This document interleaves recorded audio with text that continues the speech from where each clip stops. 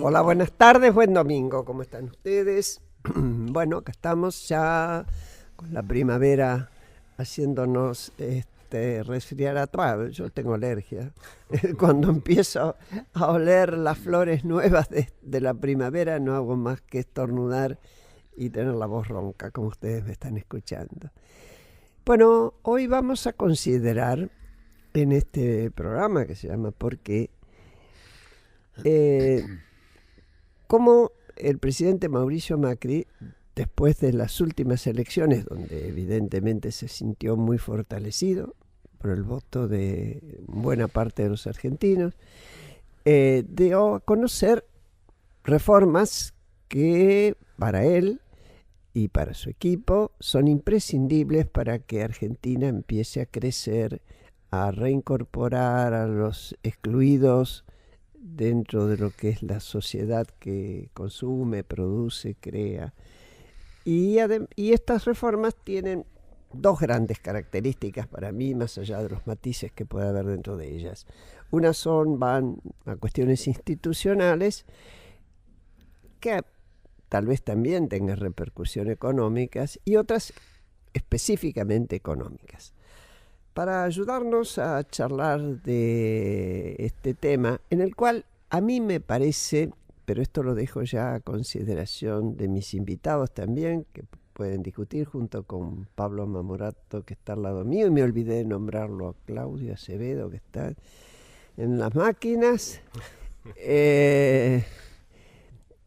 A mí me parece que siempre que se aspira a un cambio, cuando no hay una mayoría absoluta ni una visión hegemónica, las propuestas del presidente seguro piden el 150%, sabiendo que en una discusión legítima y en buena hora van a ingresar muchas voces representando distintos intereses, y deberá ir viendo cómo adecua esa aspiración de máxima a la posible, a la realidad.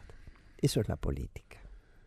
¿No es cierto? Karina Banfi es abogada de la Universidad de Buenos Aires, tiene cursos de posgrado, tiene hechos cursos de posgrado en Derecho de la Información y Derechos Humanos en Oxford y en American University. Es de origen radical, es diputada nacional por Cambiemos y especialista en acceso a la información pública y gobierno abierto. Y un amigo que ustedes ya conocen, Guillermo Rosenburser, que es economista por la Universidad de Buenos Aires, investigador del CONICET y del Centro de Estudios de Estado y Sociedad, fue funcionario en distintas áreas del Ministerio de Economía. Hoy es vicepresidente del Club Político Argentino. Mirá qué presentaciones, ¿eh? Chao. Qué invitados. Y bueno, justo para el tema. Exacto. ¿Querés empezar, Karina, en las consideraciones que te parezcan? Sí, bueno, primero buenas tardes y muchas gracias por la invitación. Realmente es un placer conversar con ustedes y poder poner un poco el foco en qué significa para Cambiemos esta nueva etapa, ¿no? Uh-huh. Esta nueva etapa luego del proceso de elecciones que tuvo este año y que se consolidó. Cambiemos teniendo en cuenta que no tiene mayorías absolutas, pero que sí consolida principalmente la legitimidad de la sociedad en afianzar este cambio. Y ahí lo que nosotros vemos es que lo importante es que no hay improvisaciones. Si ustedes iban escuchando principalmente, por ejemplo, a Macri o en la reunión que tuvieron los diputados en donde estuvo Mario Negri, Monzó, Camaño, Pichetto en IDEA, ya estábamos hablando del ceder, ¿no? Cómo todos nos teníamos que sentar o nos tenemos que sentar en una mesa a negociar y en donde todos perdemos un poco para ganar todos los argentinos. Y creo que eso es el hito que quiere el presidente Macri llevar adelante en su gestión, en este periodo de gobierno que él tiene, en donde Argentina dé realmente un paso distinto hacia un lugar en donde ayer yo lo escuchaba a Pichetto, por ejemplo, en un programa, en una entrevista, en un programa periodístico, y lo que yo lo vi ayer. No sé si era repetido, no sé, porque no sigo mucho los programas de televisión, pero de pronto lo encontré. Y lo que yo pensaba viéndolo es, el peronismo tiene el desafío de entender que tiene que colaborar hoy con todo este proceso, porque si tienen aspiraciones de gobernar más adelante, pueden gobernar un país en vías de desarrollo, pueden gobernar un país con oportunidades, o en realidad pueden ser los liquidadores de lo que va a quedar del país. Y eso me parece que es lo que en esta única oportunidad, única chance que tenemos todos los argentinos de hacer las cosas bien, es donde se plantean estas reformas estructurales, tanto políticas, que como bien decías y coincido, el efecto económico que pueden tener ellas es fundamental, justamente para ordenar este zafarrancho legal y económico al cual hemos llegado, y que cuando decíamos en el año 2011 no se está gobernando bien, no se están haciendo las cosas bien. No, el peronismo no es el único que sabe gobernar, es porque lo que veíamos eran las consecuencias que estamos sufriendo ahora, y que tener 30% de personas bajo la línea de pobreza, concentradas principalmente en el alrededor de la capital federal, gente que no tiene cloacas a 1 hora de la ciudad de Buenos Aires, que se le mezclan los flujos cloacales con el agua potable porque hay ausencia de Estado. Y hay ausencia de Estado. No se hicieron las obras. Se prometieron durante 30 años algo que no se hizo, y el Estado abandonó a esa gente. Eso hay que recuperarlo, porque necesitamos devolverle la dignidad a partir de la política. Ahora vamos a volver al tema del conurbano enseguida, por modificaciones que se hicieron, que aparecieron el viernes como noticia. Pero antes le quería preguntar a Guillermo. Vos, Guillermo, has escrito mucho sobre el tema de economía. Últimamente te referiste a estas cuestiones. Básicamente, por ejemplo, hiciste un análisis sobre la reforma tributaria, previsional, laboral, fiscal anunciada. ¿Nos podés explicar para vos cómo es y cuáles serían tus observaciones? Habida cuenta de que, bueno, a lo mejor estas las presentan también la oposición. Buenos días primero. Bueno. Yo siguiendo la premisa del club político de apoyo crítico, tengo precisamente esa posición. Creo que hay que saludar la iniciativa de pensar el mediano plazo, de salir de la coyuntura. El país realmente no tiene futuros, y desde el punto de vista político y también económico no levantamos la mirada. La segunda cosa que yo creo que hay que saludar es que se refuerza el enfoque gradualista. Me parece que para la política macroeconómica es necesario. ¿Vos creés que ganó el gradualismo? Yo creo que sí, claro. Sí. Y creo que para las reformas es doblemente importante. No creo que interese mucho distinguir si es por necesidad o por convicción, pero seguramente hay convicción también, y la necesidad de negociar Guillermo, cada a veces cosa. la realidad te convence. Sí, totalmente, claro. Más allá de lo que hubieras pensado antes. Exactamente. Y lo importante es no ser obtuso, ¿no? Exactamente. Y bueno, yo diría con respecto a las reformas, en primer lugar, que todos los títulos están bien, digamos, que efectivamente hay que repensar el sistema previsional, hay que repensar el funcionamiento. A ver, ¿por qué? Metámoslo un poquitito en cada uno. ¿Por qué hay que repensar el sistema previsional? Bueno, un fenómeno de que no es estructural, pero que está jorobando mucho el funcionamiento y que va a ser muy difícil de vender y de explicar, en el cual todos los economistas coincidimos, pero la sociedad no lo percibe, digamos, es la necesidad de revisar la fórmula de actualización de las jubilaciones. Yendo al origen de la actual fórmula, nació de un problema grave que generó el gobierno de Cristina y que fue y que empezó con Kirchner, que fue la desaparición de las estadísticas. Digamos, no se pudo implementar el criterio natural que era ajustar por inflación. Y se negaba la inflación, claro, o se negaba el monto de la inflación. Y ahí se veía que efectivamente la inflación era otra cosa. Y entonces se llegó a una solución de compromiso, que es hacer un promedio, digamos, del aumento de la recaudación y del aumento salarial, para el cual sí había datos por la información de previsión social, digamos, del pago de las contribuciones y los aportes. Esa fórmula de ajuste inevitablemente era una fórmula transitoria. Yo creo que el objetivo del ajuste es mantener el poder adquisitivo de las jubilaciones. Y después hay una discusión separada que tiene que ver con la posibilidad y la conveniencia, que yo creo que existe, pero hay que ajustarla a la posibilidad de mejorar en términos reales lo que reciben los jubilados. Pero esa mejora no puede ser o no debería ser resultado automático de una mala fórmula de ajuste, porque eso desbarata y desbarajusta las cuentas fiscales. Es así 100%. Ahora, el tema es que los jubilados van a sufrir una disminución de sus reajustes futuros. Si saliera tal y como está previsto. Entonces, vender eso, digamos, si los querés convencer a los economistas, no hace falta porque estamos convencidos. Ahora, si querés convencer a los jubilados dicen, nosotros tenemos ingresos, por lo menos la inmensa mayoría, bajísimos, digamos. No nos sigan jorobando.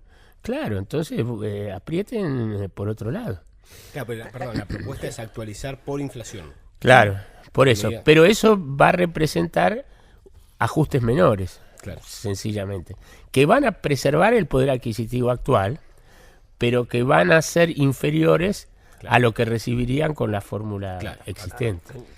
Ahí le quería preguntar a Karina, ¿cómo, tomando en cuenta, porque aquí yo tengo mis dudas, ¿no?, que este es un país federal, por lo menos para cuando nos conviene declarativamente, y que cada provincia tiene leyes específicas. Por ejemplo, en Santa Cruz la gente se jubila a los 52 años, lo cual hace que sea inviable que del presupuesto de la provincia se paguen las jubilaciones. Entonces tiene que ir la nación en socorro de. ¿Qué piensan hacer en el Congreso como para que no haya estas diferencias fenomenales donde el resto del país tenga que socorrer? Yo me acuerdo la de Santa Cruz porque tengo amigos viviendo ahí, pero puede ser que ocurra lo mismo en nuestras provincias. Seguramente en todas las del sur. En muchas, sí. ¿Cómo los convences a los gobernadores de que cambien también las leyes? A ver, Karina. Porque hay votos atrás, ¿no? Hay muchos votos atrás. No, y hay una preocupación porque, como bien decías, ajustar siempre por el más débil y tenemos mucha conciencia de la debilidad que tiene el sector pasivo de la Argentina, porque siempre le han metido la mano en la lata todos los gobiernos que han venido a las cajas previsionales, y ayer Macri fue muy claro diciendo el ANSES no da más. Y en ese sentido me parece que con respecto a la fórmula no hay que mirarlo solamente en el marco del micro, sino en lo que es una reforma mucho más amplia, seguro, en donde las provincias es clave qué es lo que van a ceder. Por ejemplo, cómo ellos también van a ajustar, cómo ellos asumen algunos procesos impositivos, cargas impositivas, y además adecúan en donde el ajuste principal tiene que estar en la política. Y esto la cito a María Eugenia Vidal, ¿no? Con lo que está llevando adelante la reforma política en la provincia de Buenos Aires, en donde cuando ella transmite que la política tiene que ser austera, y yo le agrego con políticos honestos, también ahí es donde tiene que estar el fuerte ajuste, porque ese dinero tiene que ir hacia otros sectores. El acuerdo que comienza a dialogarse en el día de ayer con todos los gobernadores de lo que es la coparticipación, y uno veía cuál era la propuesta, decíamos, bueno, pero pierde el Estado Nacional, también el Estado Nacional, y todos nosotros tenemos, y todos nosotros me refiero a todos los políticos, a toda la clase política o sector político que tiene que trabajar en la búsqueda de inversiones, en traer dinero a la Argentina, que eso tiene que generar la compensación. Si yo te digo, va a bajar la inflación y la fórmula de ajuste a los jubilados va a ser por inflación, el jubilado está diciendo, ya está. O sea, algo que está bueno, que es bajar la inflación, claro. A mí me perjudica.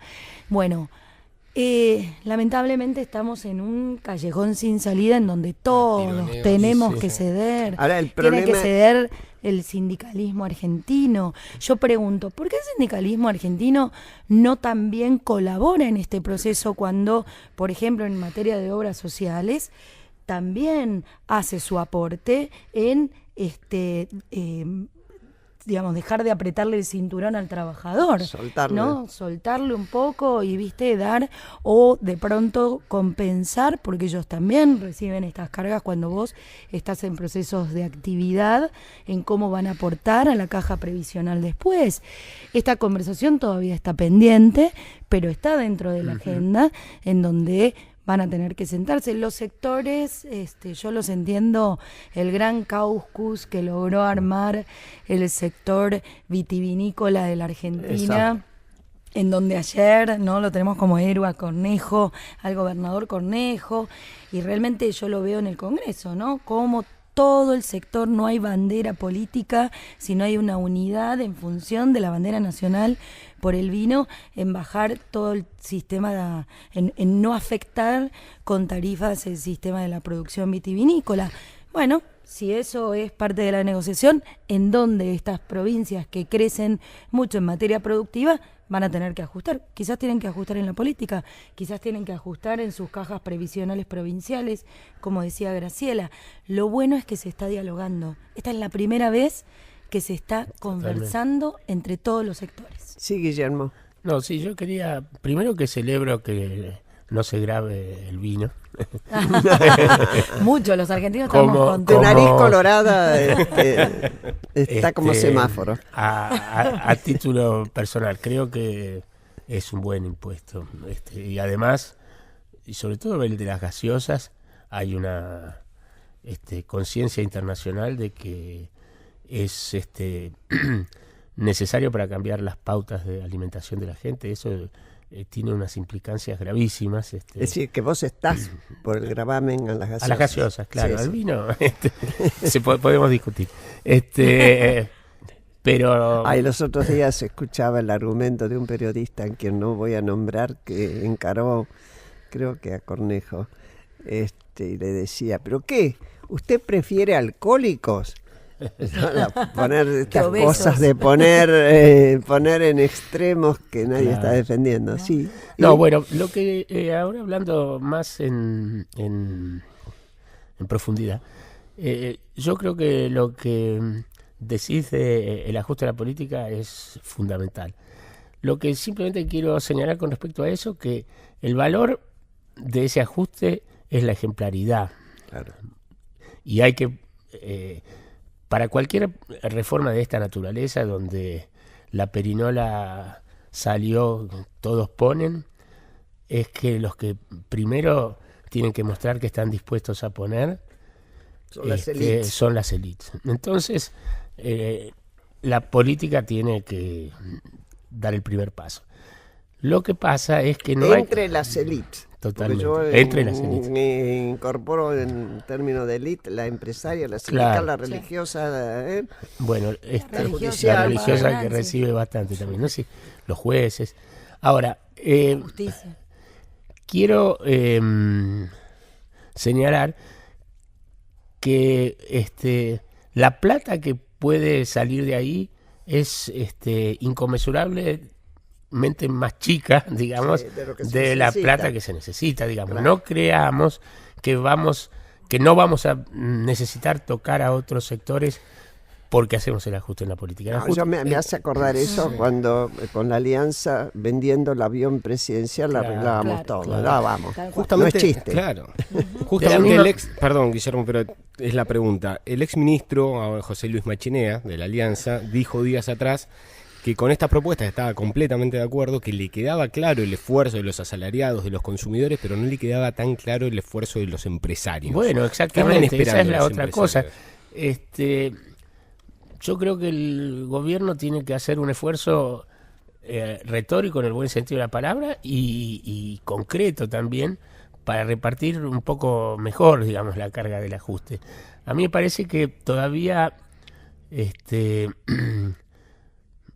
prevalece la idea del derrame. Entonces la idea de que si vos vas a bajarle los costos laborales a las Expliquemos empresas, un poco cuál es la idea del derrame. Yo la primera vez que oí hablar del derrame fue en ocasión del golpe militar en el 64 en Brasil, claro. que se cambió el modelo económico y se decía, vamos a dar, explícanos vos, ¿qué es el derrame?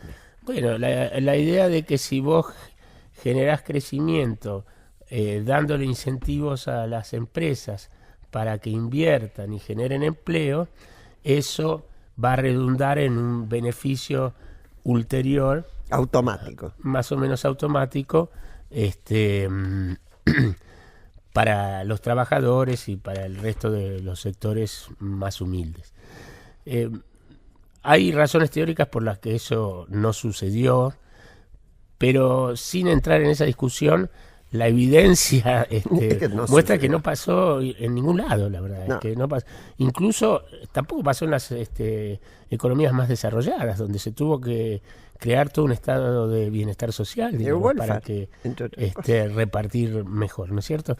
Entonces creo que yo ahí veo un matiz problemático con respecto a la Primera manera- crítica. Sí, creo que efectivamente, y además, bueno, hubo experiencias de reformas laborales previas fuera del país y dentro del país donde esta idea de flexibilización laboral no tuvo un impacto, el impacto que se esperaba. Creo que hay que modificar la legislación laboral, eso estoy convencido. Creo que una cantidad enorme de contratos laborales colectivos son anacrónicos, digamos, están pensados para 1950, no para 2017. Una sociedad de pleno empleo, una sociedad salarial. Exacto. Sin millennials. Sí, tal cual. Eso hay que repensarlo. Ahora, repensarlo teniendo presente a los empresarios y a los trabajadores. Hay temas que yo no vi contemplados, a lo mejor se me pasó, pero un tema crucial que tiene que entrar ahí es la calificación de la mano de obra y poner mucha plata ahí, digamos, en la calificación, la recalificación de la mano de obra. Una segunda cuestión es aceptar que y eso también va a ser muy difícil cambiarlo en la percepción de la sociedad, que hacia futuro los ingresos de una gran parte de la sociedad no van a estar ligados al trabajo. Y entonces hay que pensar otras formas de generar ingresos. El tema del ingreso universal no es inmediata la aplicación, pero hay que avanzar en esa discusión. Con los jubilados la alternativa es el ingreso a los que ya existe algo, es el ingreso a los no ligado a las pensiones, a las jubilaciones, el ingreso universal para los mayores de X años, digamos, ¿no es cierto?